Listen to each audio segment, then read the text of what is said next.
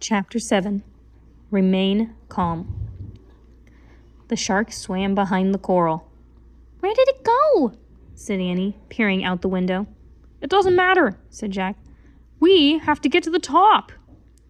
"More water's coming in," said Annie. "Yeah, I know. Come on, faster," Jack ordered the mini-sub.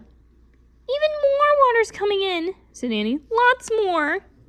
Jack looked up. The water wasn't dripping now. It was spurting. A few seconds, said Jack.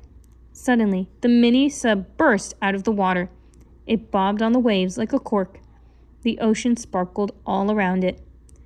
"Safe!" shouted Annie. Jack felt the water rising around his bare feet. Not really," he said. "Oops," said Annie. "The octopus must have made cracks in the bottom, too." The water was up to their ankles now. Jack looked out. He saw the reef in the distance. "The sub can make it. It doesn't look that far," he said. "Go, go, go," said Annie. She pressed one of the steering keys. Suddenly, the screen went blank. "What's happening?" said Jack. Annie pressed the key again. Then Jack pressed the other pictures. Nothing happened. "It's dead," said Annie. "Oh, great," said Jack. Now the water was up to their knees. "I guess we'll have to swim," said Jack. He took a deep breath. "Right! It's a good thing we had swimming lessons this summer," said Annie. "Right," said Jack. "And it's a bad thing we just saw a shark." Jack quickly found the picture of the shark in the book. He read aloud, "If you ever see a shark in the water, don't splash. Swim calmly away." Jack closed the book. "We'd better do the breaststroke, so we won't splash." "Yeah, and stay close." "Very close," said Annie. Her eyes were wide, but she seemed very calm. Jack took a deep breath. He tried to be calm too. He calmly took off his glasses. He calmly put them and the book into his pack.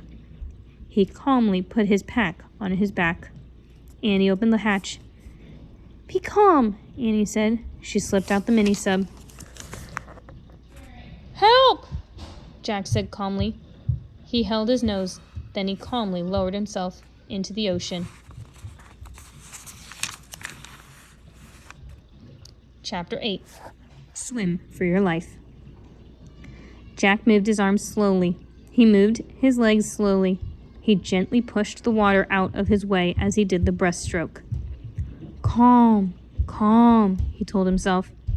Annie swam beside him. They headed for the reef. All was calm. Then Jack saw something out of the corner of his eye. A dark fin was zigzagging through the water. It was heading toward them.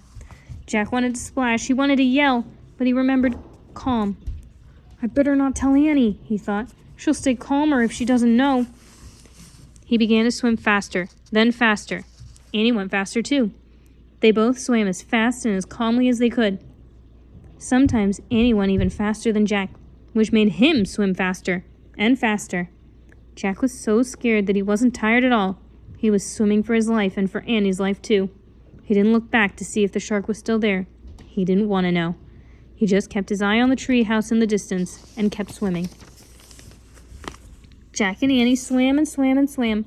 It took forever for the tree house to get just a little closer. Jack realized the reef was farther away than he had thought.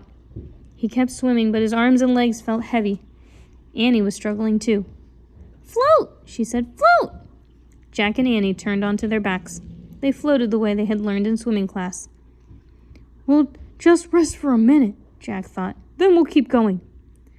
But the more Jack floated, the more tired he felt. Soon he was too tired even to float. He started to sink. Then he felt something. His heart stopped. Something pushed at him in the water. It was slippery and alive. Had the hammerhead caught up with them? Jack shut his eyes and waited for the worst. He waited and waited. Finally, he opened his eyes. In front of him was a shiny gray head. A dolphin's head. The dolphin pushed Jack with its nose. It made happy clicking noises. "Hooray!" cried Annie. Jack looked over at her. She was clinging to the fin of another dolphin. Her dolphin was moving through the water. Jack grabbed the fin of his dolphin. Then the two dolphins swam smoothly through the water, pulling Jack and Annie toward the reef.